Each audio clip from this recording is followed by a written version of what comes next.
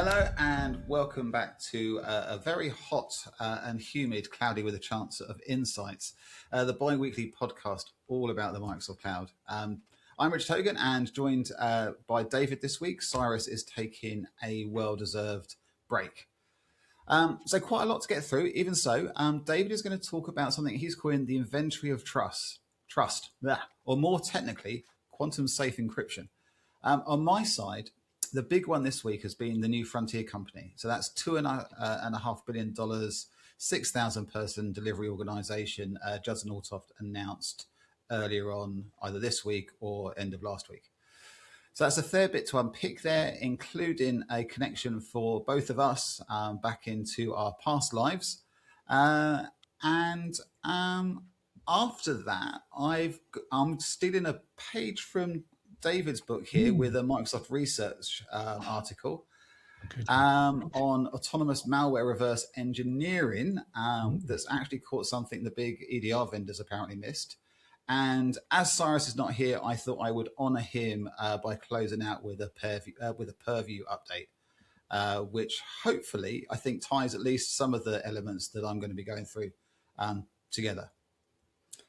So, David, I have to say, when you sent me the article across, I had a bit of a mixed reaction. So on one level, it sounds like an absolutely classic Microsoft security title, the sort of thing that looks important, but also feels incredibly specialist. Cryptographic posture management is not exactly the phrase that gets people leaning forward on a Friday morning, especially at the time I saw your message. But I also know by now that when you pick something like this, it's usually because you think the headline is disguising a much more interesting architectural direction underneath it. And given it's just the two of us today, I suspect we've got time to go through that properly in depth rather than just doing a quick version. So let me hand straight over to you. What did you see in this and why do you think it matters beyond the PKI crowd? Yeah, and don't get me wrong, the PKI crowd are a very important crowd. Yes, good morning, everyone. Morning, Richard, and apologies. In usual form, we don't talk before these things, so poor Richard gets these things dropped on him with minutes to go before the podcast is meant to start. And yeah, I happened upon it this morning, actually, the article, but it's born from a conversation I was having with a colleague over this week, and they're doing this almost this exact thing. And I should say now, IBM have a capability that you can bring to bear in this context. Yeah. But I'm going to talk predominantly about the Microsoft side of the house as is normal, but maybe we can touch on the IBM thing right at the end if we've got time. And I think, the reason I picked this article is quite easy to sort of miss some of the interesting stuff that's going on there. So we'll share, obviously, the article that I read. And it's back from April, I think it was. I think it was April. The article came from, so it's been out there for a little while now. And the piece is the Microsoft perspective on how you build a cryptographic inventory as a foundation for cryptographic posture management. I'm going to get tongue-tied just talking about this stuff, aren't I? But anyway, I'm going to do my best. Bear with me, people. And this frame is, of course, sort of the post-quantum cryptography, which makes sense. And I think, if you look at the industry, I think most people will recognize this now. I think is it well enough? I mean, we obviously know it, having lived and breathed the technology, but I think by now NIST has standardized, I think, the post-quantum algorithms. And we have, of course, vendors, Microsoft, including Microsoft, and Microsoft have the Secure Futures thing that they're doing to make sure that everything they're delivering is post-quantum safe. And dare I say, at some point, many organizations are going to have to replace, or at least, I guess, supplement parts of the cryptography stack that they rely on today, right? And, all that's true. But I think what struck me when I was reading the article is, funny enough, it's not actually what the article was talking about. It's not really the algorithm discussion at all. It's the deeper, more difficult thing, and I guess probably the more immediate problem, right, is a much more basic thing than that, and that is, do organizations actually know where their cryptography is, right? And that's quite a big statement and quite a broad statement. It's always DNS, right? But underpinning DNS is a bunch of certificates, and usually it's the certificates expired, right? And nobody's noticed. So that's a very, very simple example of what we're talking about here. And it sounds such a simple thing until you actually try to answer it properly. And it's not, I picked the simple thing, right? But it's not just about certificates in a PKI platform. It's, dare I say, everything, right, Richard? It's like, okay, so where are you using TLS? What versions? What cipher suites are you using? Which applications may perhaps still depend on older libraries? Big no-no, but where secret setting and configuration files, please don't do that. It's bad.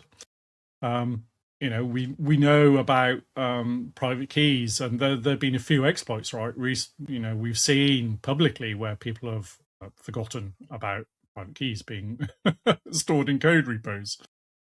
How do your APIs authenticate to each other?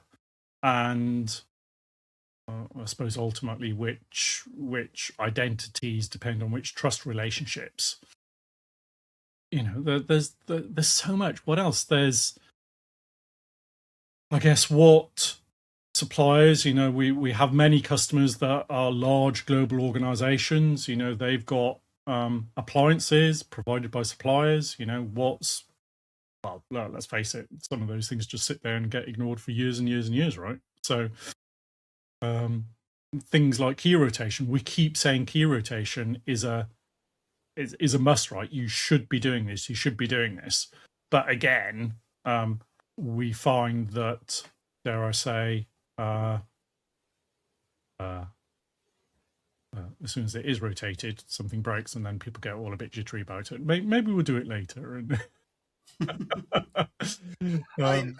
yeah, go on. I was going to say, key rotation is there's two things I think you said there. One is that you shouldn't be storing API keys in a public repo. Absolutely. As an example, or even probably in the repo. Yeah. I've noticed now that with the coding assistants. Now I've had this with GitHub Copilot. I haven't tried it with others. Oh no, I tell you what, I have tried it with Claude Code as well. You can basically say, look, this is my API key for, say, Foundry, for example. Yeah. So this is the URL, this is the API key. Go and connect to it. And it will say, oh, you've put this in the chat window. You shouldn't put it in the chat window. But it doesn't, and it will say, okay, and I go and add that to the environment file. And go, oh yeah, I can't do that. And go, yes, you can. And it does it. So there's some little guardrails around there to say, oh, you shouldn't be doing this. But I understand why they've made it like a warning and not a hard stop, because you've got people that perhaps are not developers, not security engineers, who are developing this stuff vibe coded or whatever it might well be, and saying, right, I need to connect to this. This is where it goes. So you probably can't physically stop them, because you're then blocking off some of your user base from using it.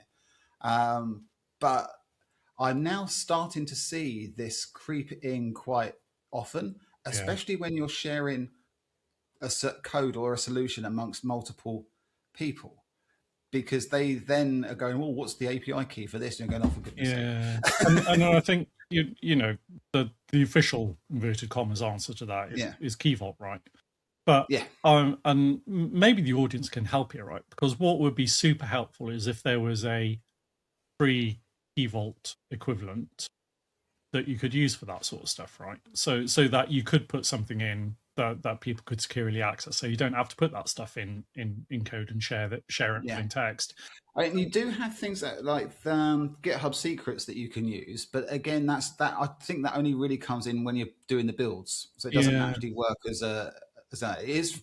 I think it's free. I'm going to have to go and check that, but you can use it obviously during the builds to do secret storage, etc. Yeah. But that was a pain to use because it's one of those things where you have to have good hygiene when you're using keys. I've discovered, because you'll get a key from Azure, for example, and then you put it into a GitHub secret field, for example, again, and then you can never get back to that key because it disappears from Azure, so you can't see it again, and it disappears from GitHub, so you can't see it again. So if you haven't put that somewhere where you can access it, perhaps 1Password might not be, or some other password management system might not be a bad place to put it. Yeah. But if you're doing a quick and dirty one, I don't know, like putting it in Notepad or something, then you're still just as bad as not you doing it in the first place. Yeah, I agree. I agree. And then the rotation thing, especially when you are doing dev work, having a key expire after a week or 30 days or something like that is a pain in the behind. So I understand why people either don't rotate them or have them, for a year or something before they expire. I agree. But obviously then that opens up another conversation around security. Exactly. And interestingly, my experience is whenever it's seen some sort of key, it's basically told me it's now compromised, go rotate it. Consider it compromised, I think is the language. So yes, and you did it, but it won't enforce it. It'll just say go and do it, and then it'll just carry on. Agree. So I guess dare I say, in most of the larger organizations, and not even large organizations, right? I think the honest answer is they don't know, really. They don't know where all this stuff is. They know where bits and pieces are. But equally, I think there's an awful lot that will be tucked away behind appliances and old infra and everything else, right? That people don't go after. And for me, I think that is the nub of what I'm trying to get to here. Over the last our age a bit, aren't we? But for the last 20 years or so, I think we've all quite rightly been telling people to encrypt everything, right? Encrypt data at rest, encrypt data in transit, certificates, use secrets properly, use hardware security where it matters. As we just said, rotate keys, move away from passwords, use managed identities. All that has been the right advice for sure. Sorry, slip of coffee.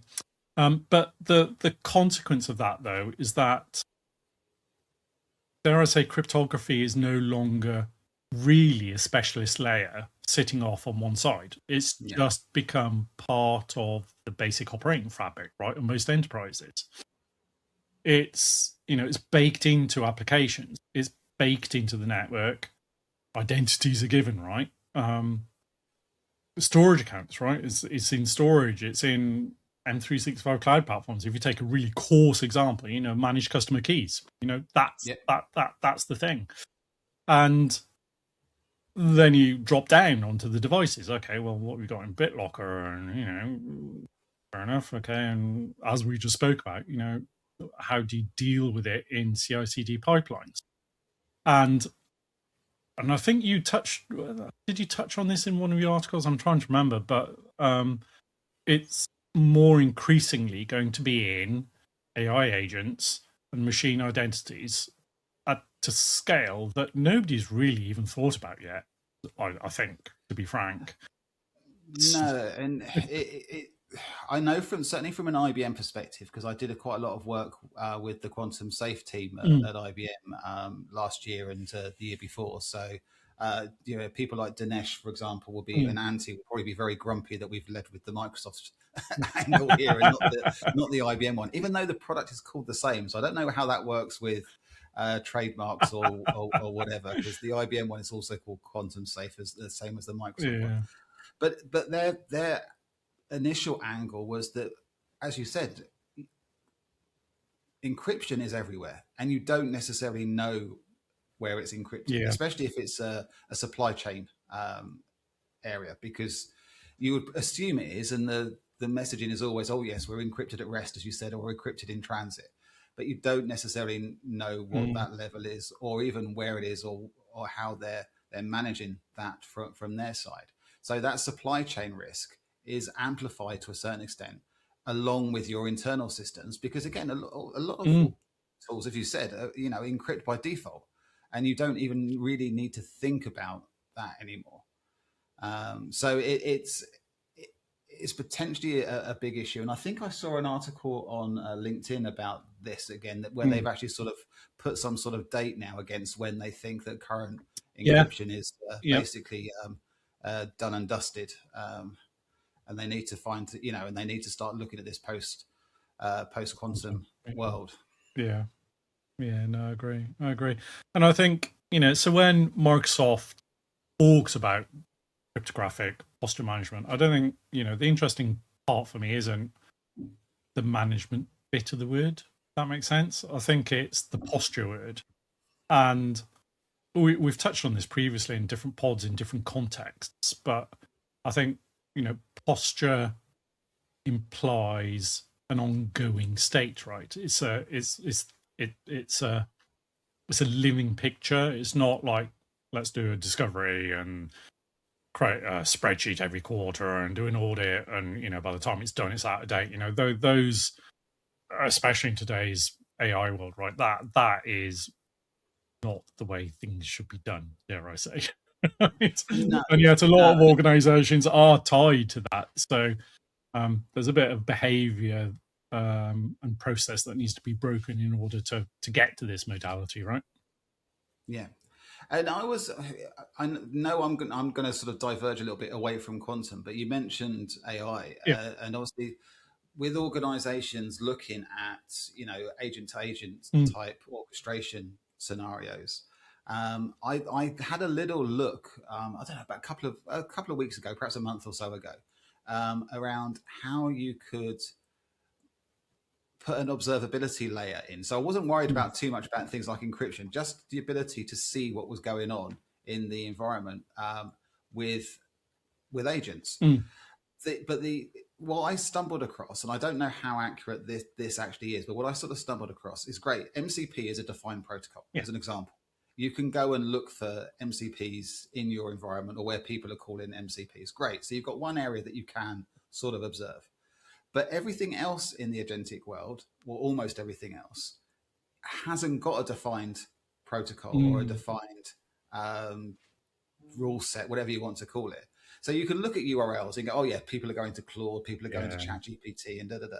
But if you've got agents actually deployed in your environment somewhere, it's very, very difficult, from what I understand, from the limited sort of research I did on this, to actually realistically identify what those are.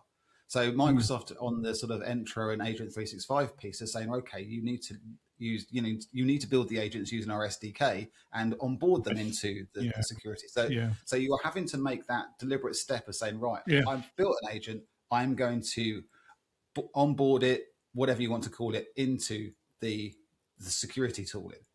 But if you're not going to do that, then that agent, especially if it's not sat in Foundry, for example, in the Microsoft world, or sat in a known and organized environment, you've sort of, it's not quite shadow AI, because I classify shadow AI slightly differently, but it almost is. It's like some sort of hybrid model where you've got stuff going on in your system that you can't observe because it's not using a well-defined protocol that you can observe. It could be doing anything, and if someone's not being a good citizen, it could be running loose and amok on your network. So all sorts of things, for sure.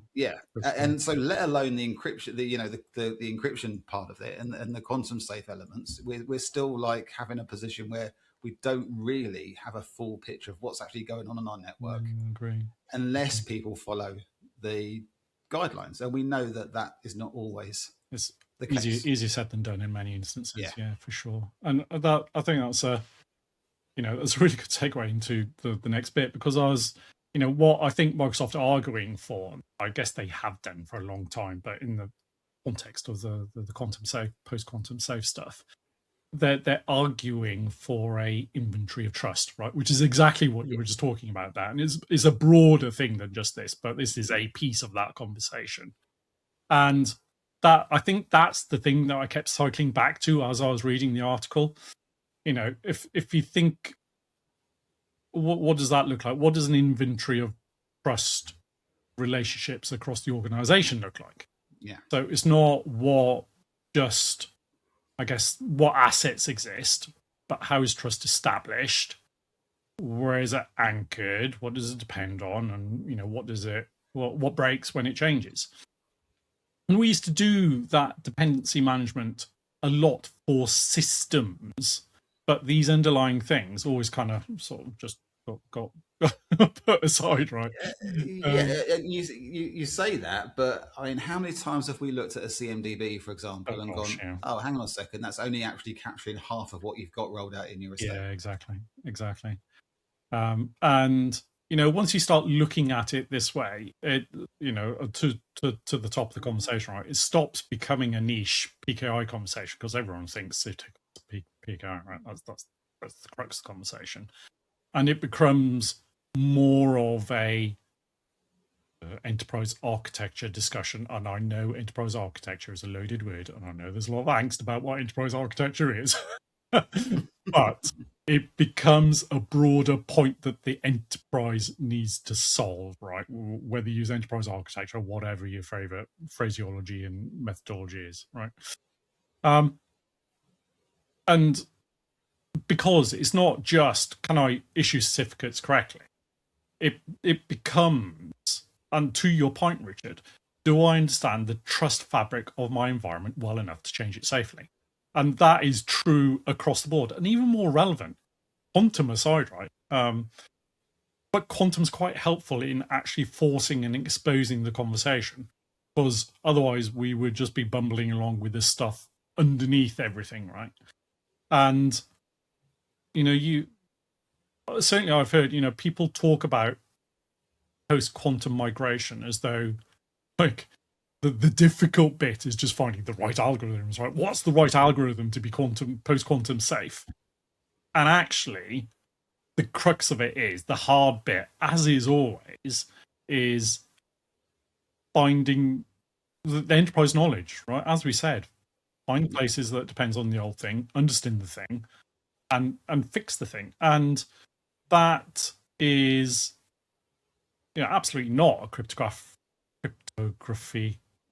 I was going to have problems with the word, wasn't I, down the road? Anyway, I said a problem in the narrow sense is a broader organization issue. And then at that point, I think it becomes a bit more interesting in terms of Microsoft wider direction. You know, they've spent years, decades building inventories of almost everything, right? So you've got Defender exposure management is trying to understand sort of attack paths and exposure relationships, right? We spoke about the relationships earlier.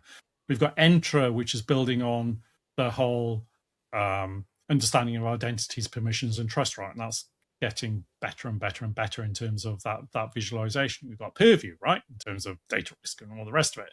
We've got Defender for Cloud, which helps you understand sort of cloud config and secrets and runtime issues, you know, all that stuff. You touched on this, right? GitHub security tooling gives you a view of code risks and patterns. And cryptographic posture management is basically another layer we need to add to all of those things, right? And they're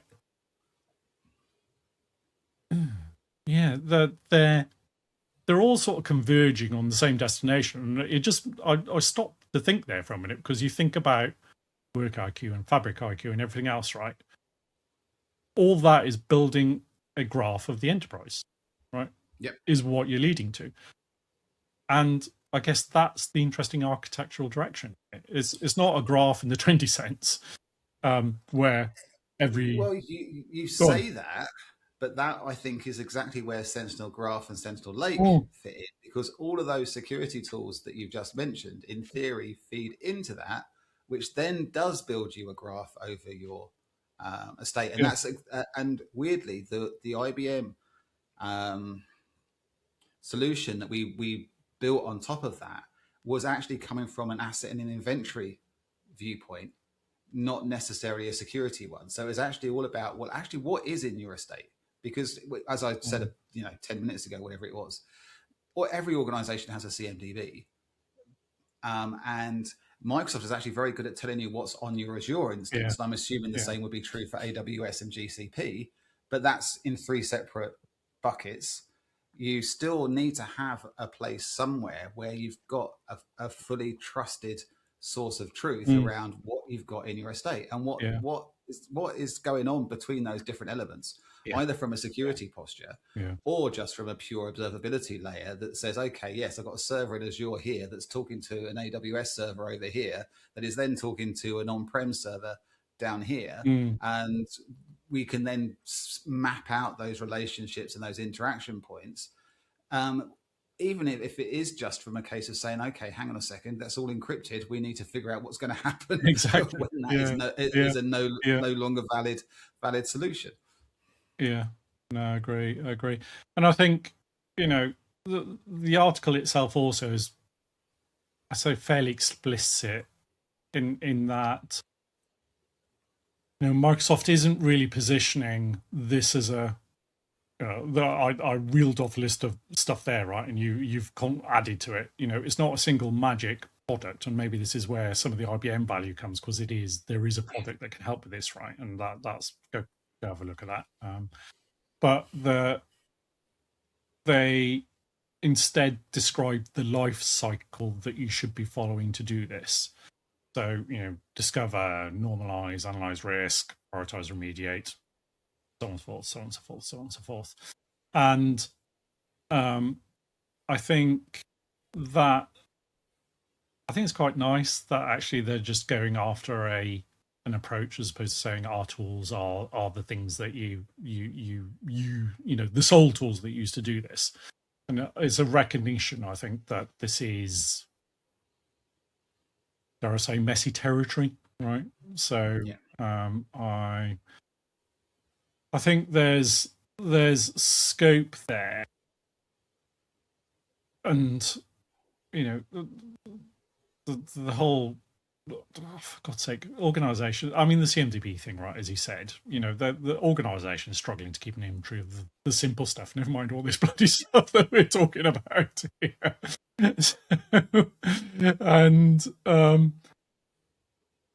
I think, I don't know,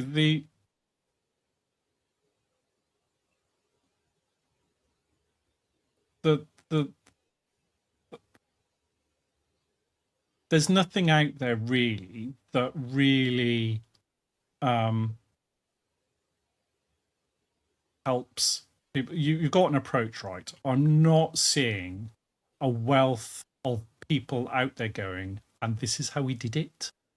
Right now, I know you can have products to help it, but it's the shift from, I guess, sort of project thinking mode. We need to do this. This is the thing. This is to actually, what does this look like? What does embedding that approach into an operating model look like? And these, the PKI things have in the past been treated as infrastructure programs. Do discovery, fix it, rinse, repeat, rinse, repeat, rinse, repeat.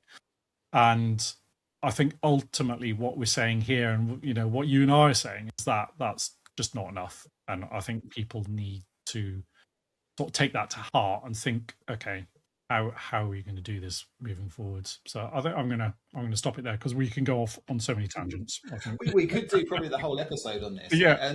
And weirdly, I was literally just thinking about this. We've actually probably going to cover more security topics today when Cyrus isn't on the on the pod. Sorry, Cyrus. Because at least one of mine is, well, if we get there, bear it in mind in time, but is a security topic. So we'll see how that goes. Yeah. But I mean, that was a well worth conversation, and I know I sort of say the same thing, every other 2 weeks when we're on this pod, but there are certain things that I think, or certain elements, components, technical roadmap, whatever you want to call them, that are going to really have a big impact on how enterprise manages their IT going forward. AI is obviously one of them, because I don't think we could escape that, no matter how much we might want to escape the whole AI thing. The post quantum stuff is also really, really important, and organizations have to figure out how they're going to manage that going forward.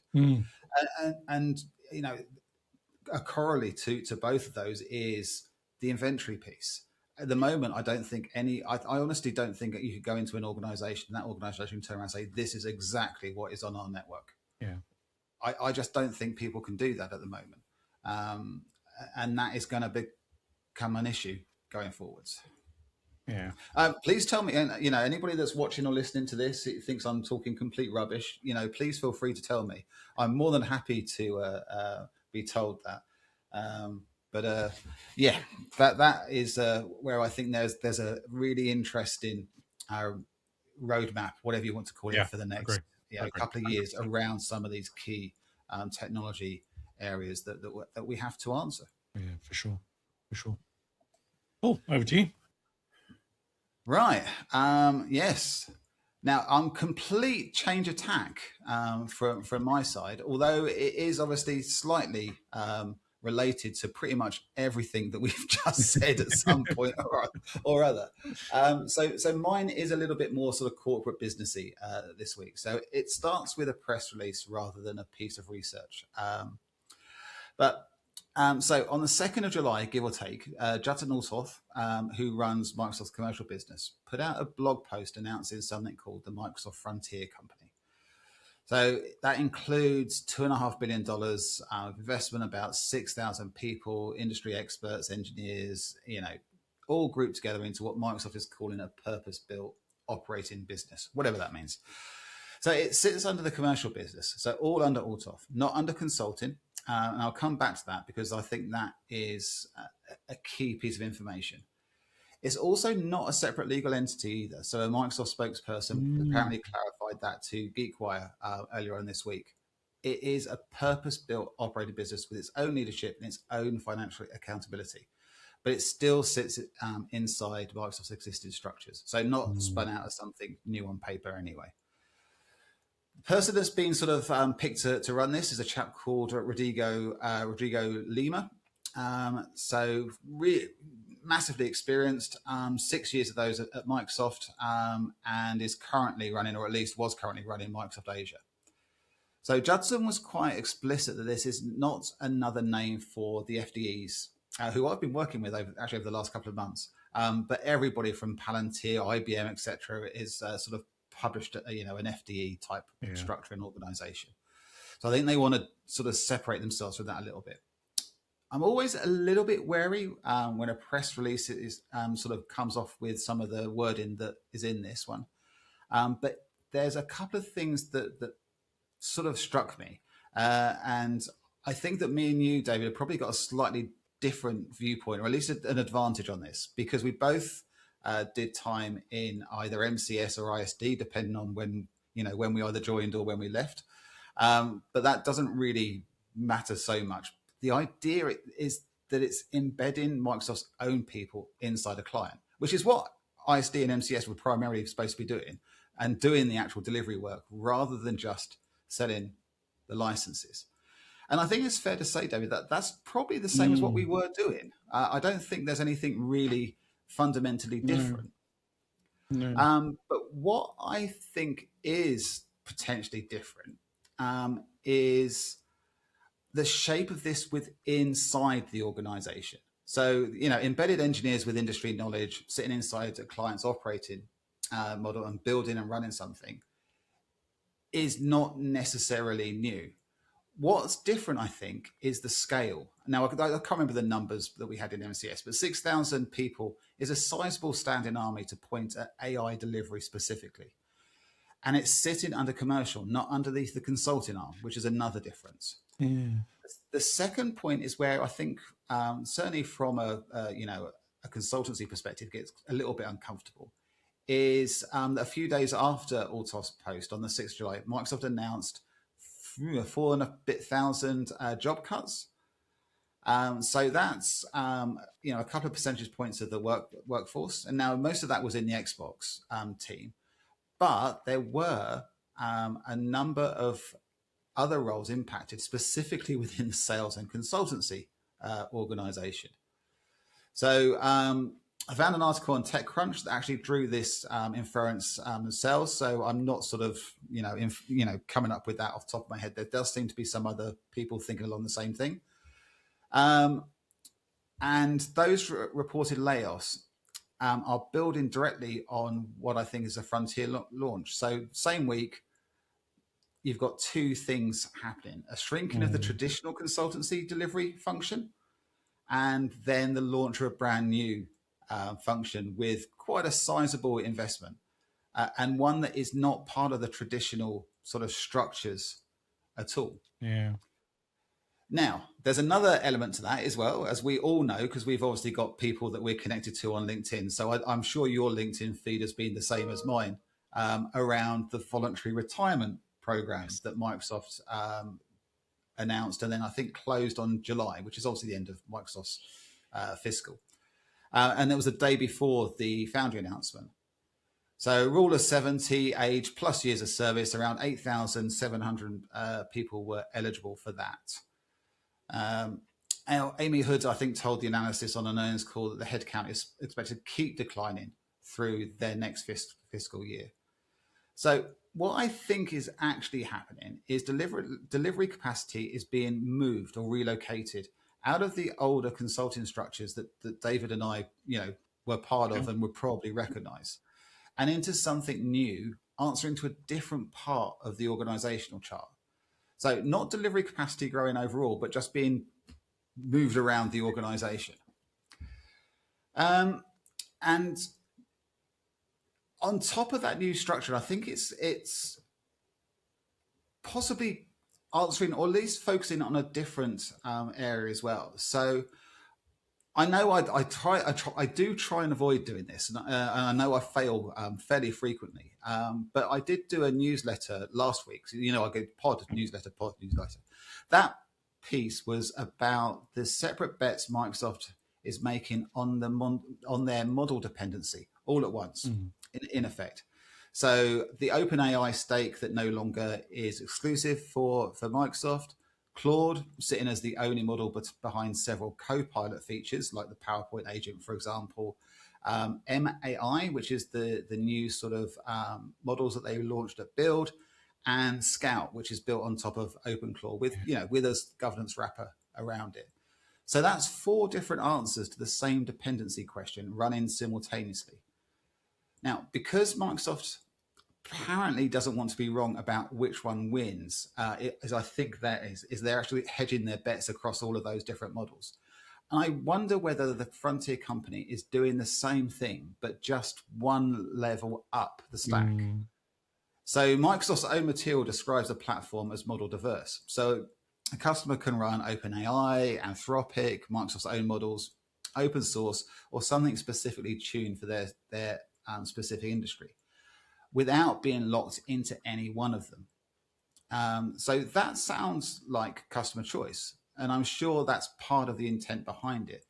But it's also Microsoft hedging its own delivery organization to a certain extent, I think, against the possibility that MAI isn't the model everyone ends up wanting, or the other ones that Microsoft might develop in the future. And I think that hedge is probably more necessary than the marketing hype is going on about. So MII is interesting because it's not necessarily being classified as a Frontier model, but it has been benchmarked against Claude Opus 4.6 and I think Sonnet 4.6 as well, but not against the Fable and obviously the Mythos models. So I have been playing with MII. Unfortunately, for some reason, we only can do it in the playground. We can't roll it out as a proper model. I don't know whether that's just because it's not available widely or whether it's just... It's odd, isn't it? They said in Build that it should be available, certainly in GitHub Copilot, because there was the attractive, it's going to cost less, right? Because it's the Microsoft model. Precisely. I haven't seen them yet. And again, in Foundry, they're there. So I was able to play with the voice models, but only in the playground, which was a bit frustrating because I think, as you know, I'm messing about with a lot of different models and agents at the moment for a project that, hey, as usual, I can't talk about. So from what I've seen, it's a decent, competent model for the money, but it's not at that level of, say, Fable at the moment. So, but by the time the Frontier company is perhaps a year into some of those 6,000 client engagements that they're targeting, Anthropic will presumably have moved the target again. So a delivery organization that has to stay model agnostic isn't only being generous to customers, it's also covering for the fact that Microsoft's own Frontier models probably won't have caught up at that stage. I mean, I could be wrong, but anyway. And it probably won't have caught up by the time those 6,000 people are actually on client sides. So I've sort of come to the conclusion, and I'm still working through this rather than saying that this is exactly what's going on. But in my head, basically the Frontier company is Microsoft doing to services what it's already been doing to models for the last few months. So refusing to commit to one answer because committing is the riskier move, whereas hedging is giving them the option. And I was looking at this, and then I also thought about something that I saw a little while ago, because someone challenged me to actually watch the AWS keynotes. So when I watched it, I think we talked about this in the pod back in December, and it sort of made me think about this again with a slightly different nuance. So Garmin's whole pitch was in that keynote, for anybody that's still sorry, is that infrastructure first for AWS, best silicon, best GPU reliability, model choice sitting on top as something the infrastructure serves up. And that infrastructure would be on AWS because it's the best option for infra. So the Frontier company sort of inverts that model choice because they're just talking about the model. They're not talking about the infra. So they are taking a different viewpoint to what AWS were doing, especially in that keynote. Yeah. So I don't think that means that Microsoft is going soft on Azure. But it does mean that things like Foundry, the IQ suite, Agent 365 are sort of more control plane things and are less worried about what the models actually are that they're worried about. But they are still dependent on at least that element being in Azure. Yeah. So you can run whichever model you like. And the thing that you can't get away from potentially in that sort of scenario is the Microsoft plumbing underneath it.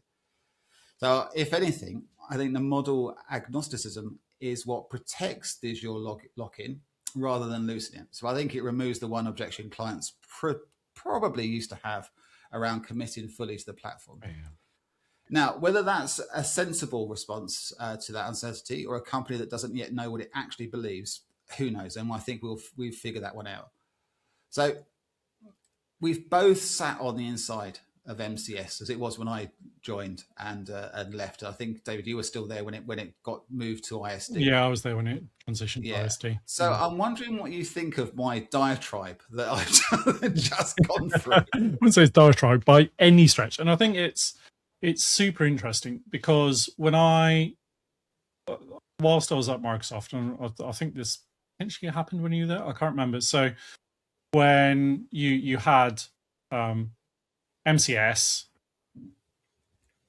like we did all the customer engagements, we were responsible for everything, and then you had the CSA organization come in that was tied to more support side of the business, and they historically used to be two verticals, right, within Microsoft, and their remit was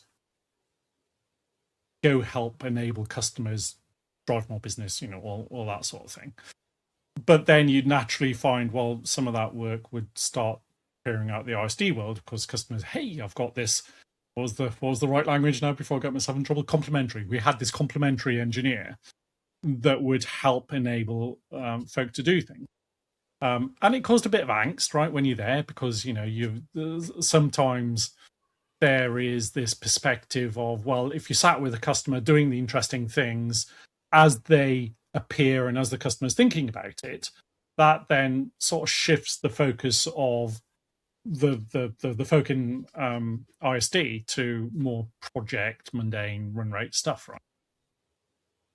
It feels like a new CSA branch has been built over here for similar purposes from what you've said. So then now you've got both and they've been brought together anyway, right? I think ISD and CSA's sort of organisationally. So you've now got that cohort feeling the same pain for this new branch coming up. But the fact it is where it is, I think, is super interesting. You're right, and it will drive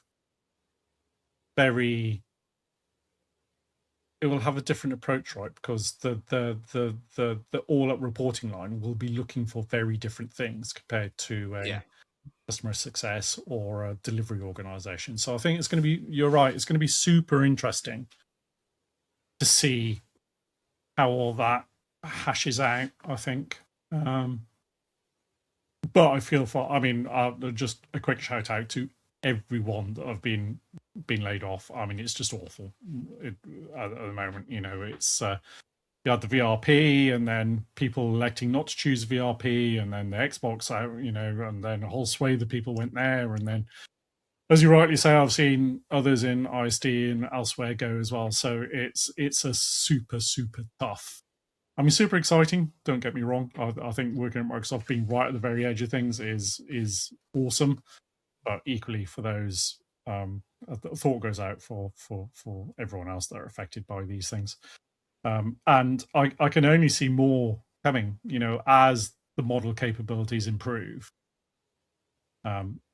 You do need a fundamentally different way of working in different organization, and maybe ultimately that's what they're going for. Right? Yeah, and that's I know that's the worry for a lot of people, and I can't remember what I was listening to, and again, this was very American focused, not necessarily UK focused, but they were saying that the sentiment with younger people about AI is very different to the, I suppose, sort of our age group, I think, around that.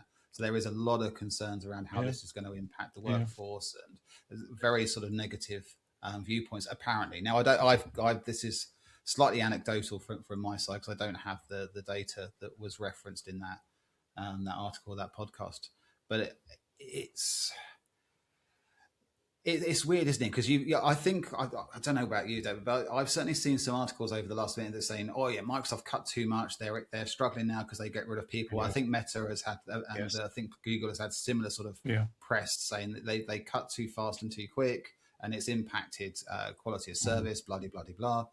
But I keep seeing the sort of releases saying, "Well, the AI is going to do this, and we're going to need to reduce headcount," or and the story is not necessarily we're going to reduce headcount; it's we're going to reposition people to take advantage of the efficiencies provided by AI. But I think in reality, we all know what that probably means. Yeah, and I don't know.